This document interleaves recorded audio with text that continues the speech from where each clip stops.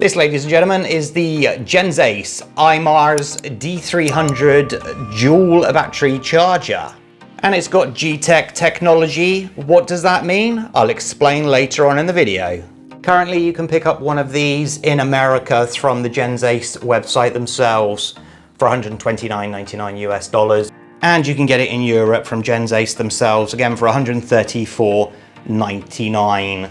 And as you can see by the specs written on the box, it's 100 to 240 volts AC input, AC 300 watts and DC 700 watts. Now, unfortunately, due to certain circumstances, I've not been able to make this video for several months, but what it has meant is that I've been able to test this product thoroughly, and it's my new daily charger.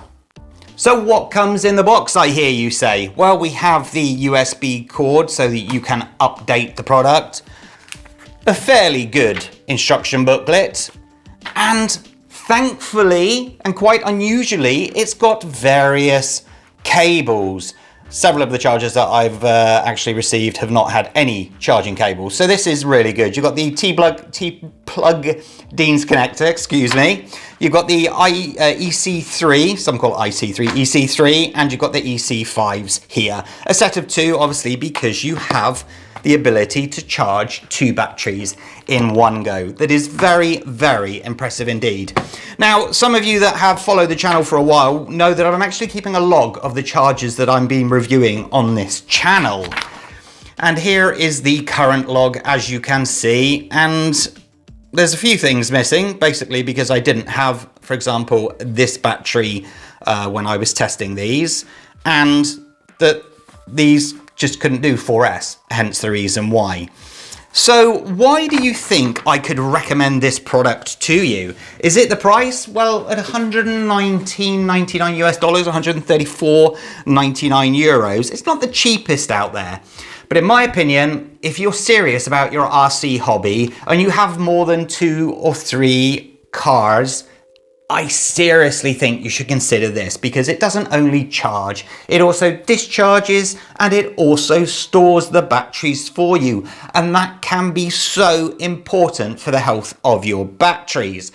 As I know, due to the amount of cars I've got, sometimes the batteries don't get discharged and they end up basically breaking. I've got, I think, 6 or 7 batteries in the corner that have actually been broken because I didn't take care of them. I'll make another video to explain all of that. So how difficult or easy is it to use this product? Well, for any normal battery, like for example this one here, it's a very, very simple process. Just plug one of the XT60 connectors in. That obviously means your XT60s can be charged up as well. Plug in the Deans there. Then you take your balance port and you plug it in. Now, before I do that, let me just bring this across here. On the left-hand side is channel A, right hand is channel B. You can see it's already found its 7.7 volts there, which is very good indeed. So if I press the left button there, you can see it's already detected 2 cells, hence 2S. 3S, 3 cells, 4S, 4 cells. So you can see that it's actually being discharged. It's in a good storage state there.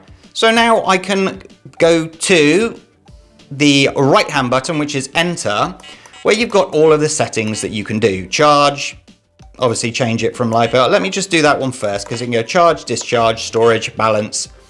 Yeah, you can see that. I don't know, not used that one. And digital power, again, I don't know what that is, but I will find that information out. LiPo, lithium, high voltage, lithium ion, you can see them all. Then the voltage that you want, you can actually set which voltage you want, up or down. The cell count 2 there. You can change it, but that makes no sense. It's already detected that there's 2 cells there. And the target current. Again, you can set this, but it usually does a pretty good job at just setting it itself, so you don't have to worry about it. So then you would just go to start. As you can see, off it goes. Now I can move up and down if you see the menu there. See how quickly this is charging.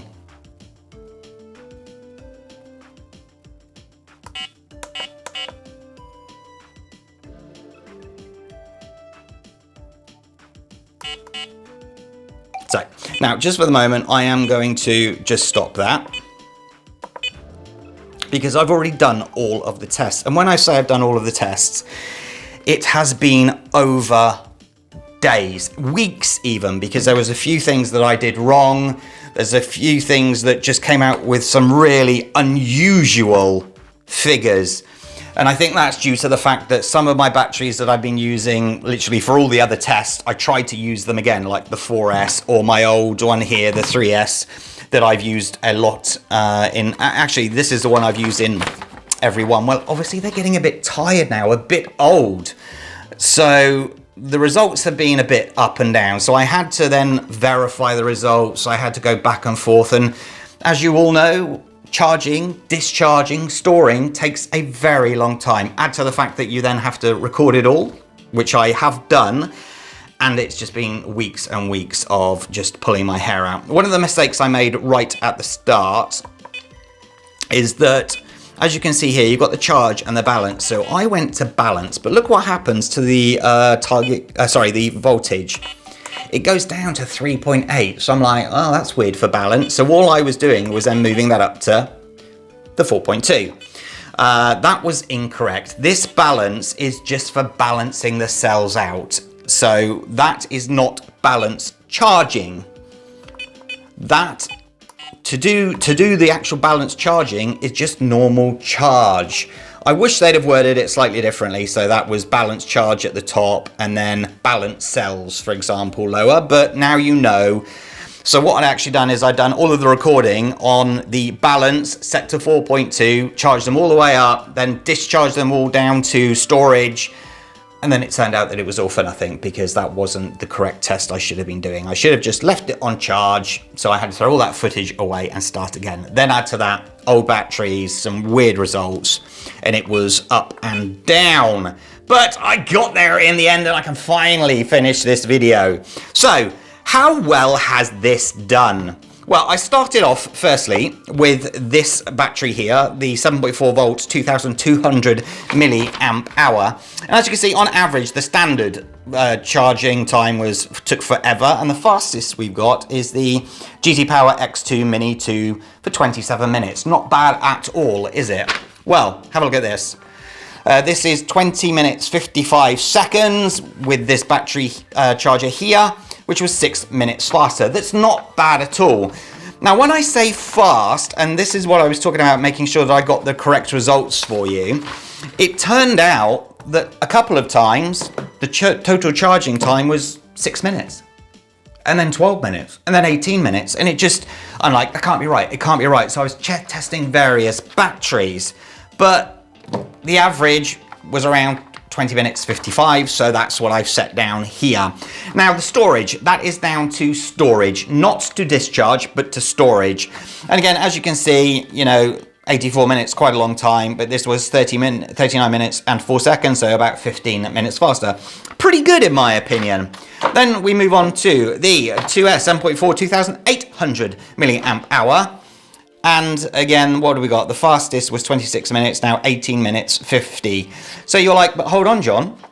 The 2200 milliamp hour, and the 2800, surely the larger milliamp hour should be slower. Well, again, it's battery quality. It's down to how good the cells are, how it can absorb that power. And in this case, this was a little bit better. That's all I can tell you. So again, 7 minutes faster. And when it came to discharge, that was so incredibly impressive. Now, I know some of you out there are like, but why should I discharge? And why should I put my batteries into storage? It's actually quite important because it keeps the health of your batteries for as long as possible, a long life. If you were not to discharge your batteries and you leave them charged up to fully charge, soon you will end up ruining your batteries completely. So having a battery charger that you can put in your batteries into storage is so important. So please take that into consideration when you're looking at buying a charger. Right, now, so let me move on to the next one, which is my good old faithful Avionic 3000 milliamp hour, and it is the 3S. It's a little bit puffy, but don't worry about that. How did we do? Well, as you can see, the fastest was 21. That was with the GT Power C60. So half a minute faster. That's not very good at all, is it? But then we go to the discharge. And again, this is what I'm talking about. A couple of weird things coming up, and down to battery quality. 12 minutes to discharge it. So you're like, oh, that can't be right, John. So I tested it 3 times, 62 minutes faster. So I then charged it up again and I put it in an RC car and drove it around my roof for, I think, something like 18 to 20 minutes. So it had the power in there. It's not like it wasn't completely charged and therefore it stored itself very quickly. It just was an anomaly. I don't know. Please put your answers in the comment section below if you know what's going on that one. Now, over to the 5,000 milliamp hour. And as you can see, I've got the gensace here, unlike my old faithful, the ZD Racing. The ZD Racing one just came up with some absolutely bizarre results. And that's, again, just to the age of the battery. I think one of the charging was 3 hours and the discharging was 4.5. So that obviously wasn't correct. So I obviously used this one. As you can see, it's only 2 minutes faster, but that was for the old battery. So take that into consideration. gensace is a lot better quality. So I would expect things to go a little bit longer. But then you come to... I don't get it. I don't get it. 133 minutes on the TD610 from GT Power and 180 minutes. What can you do? What can you do, ladies and gents? I was just absolutely shocked by that. So then we move on to the 4S here, and what have we got? The fastest we had before was the GT Power Mini 2, which is 28. So this was 8 minutes faster. There was no discharge function on that one, so the discharge being 72 minutes. The problem is when you've got various different types of batteries and manufacturers, you're going to get some weird results. And in this case, not on this one, but certainly on the 5,000 milliamp hour, that was weird. Now onto the G-Tech technology, the one that you've probably been waiting for. 41 minutes total charge and 121 minutes discharge on that. So what is this technology, I hear you ask? Let me show you. Do you see here that little hole there with a little sensor probe coming out? Have a look on there. Actually, this is actually the high voltage G-Tech technology battery from gensace. And as you can see, you've got that little thing there. Basically, when I plug this in, watch what happens. So we plug it in.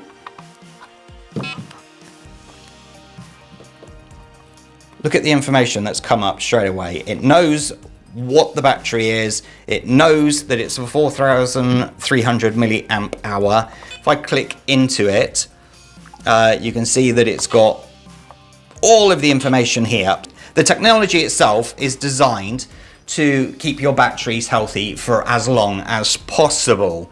Obviously, the other chargers, they just throw all the power in and suck all the power out, where this has a lot better ability of being gentle to the battery and therefore the life of the battery. The times itself were good. I mean, you're talking about 4,300 milliamp hour, 41 minutes, and the discharge was as what would be expected. I didn't expect this battery to perform any better with the charging and discharging, because at the end of the day, you still have to get that amount of power into the battery and that amount of power out of the battery as safely as possible. And if you were to start throwing loads of power into a battery and suck loads of power out very, very quickly, you're just going to damage the cells anyway. When it comes to the actual charging of this one, you done? Thank you. In. You can see it's already figured out that it's the high voltage. See what happens? I can't change any of the other settings. It's saying no.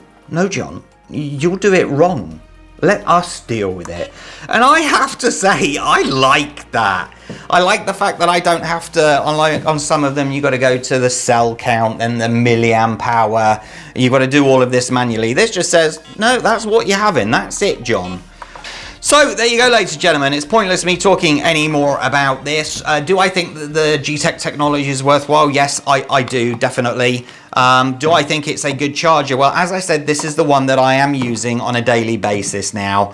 It's nice, it's simple, it does exactly what it says on the tin, and I shouldn't expect to have any batteries have any issues within the 4 or 5 months that I've had this, but from what I've seen, it's doing exactly what it's supposed to.